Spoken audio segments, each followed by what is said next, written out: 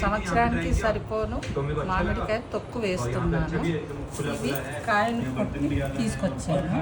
ఇప్పుడు దీనికి శుభ్రంగా తుడిసి ఇవన్నీ ఇదంతా జీడి లేకుండా తీయాలండి. తీసి తుడిసి ఆరబెట్టాలి. మామిడికాయలు తుడిసిన మామిడికాయలండి. దీనికి సరిపోయిన మసాలా నువ్వులండి. ఇది వేంపి చల్ల అయ్యాక మిక్సీ పెట్టాలి. ఇది ఆవాలు 1/2 కిలో. ఇది కూడా కొద్దిగా వేంపుకొని చల్ల అయినాక పొడి చేయాలి. ఈ మెంతులు కూడా వేంపుకొని పొడి చేయాలి. జీలకర్ర కూడా వేంపుకొని పొడి చేసుకోవాలి. ఇవి ఎల్లిపాయలు పచ్చిగానే వేయాలి. ఇప్పుడు నూనె వేడి చేశానండి. ఇవన్నీ ఇప్పుడు పౌడర్ చేసాము. ఇప్పుడు ఒక్కొక్కటి దీంట్లో వేస్తున్నాను. ఇది నువ్వుల పౌడర్ అండి. ఇది నూనె ఆయిల్ ఇడిచింది, అందుకే ఇలాగ అయిపోయింది అనమాట. ఇలాగయింది ఇది. దాని తర్వాత ఆవపిండి వేస్తున్నాను. ఆవపిండి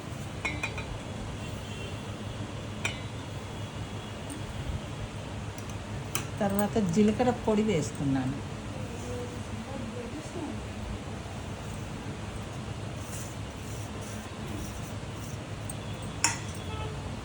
మెంతిపిండి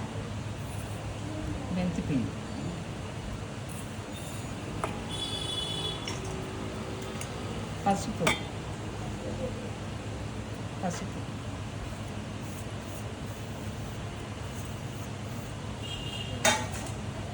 ఉప్పు వేస్తున్నానండి.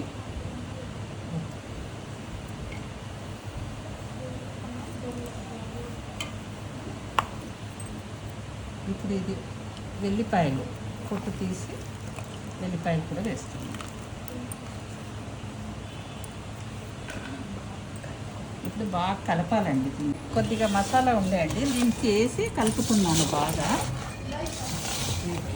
కలుపుకోవాలి. దానికి ఉప్పు పట్టాలండి మంచిగా.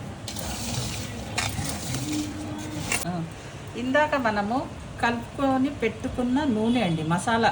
మసాలాలన్నీ వేసి కలిపి పెట్టిన నూనె.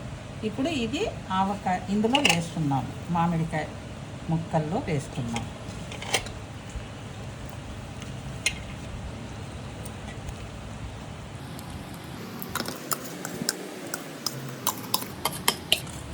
ఇప్పుడు మంచిగా ఇలాగ కలపాలన్నమాట. ఇలాగ. నేను నూనె ఎక్కువ వేసానండి. పచ్చడిలో నూనె ఎక్కువ ఉంటేనే బాగా రుచి ఉంటుంది. ఇప్పుడు ఈ ఆవకాయ పచ్చడి రెడీ.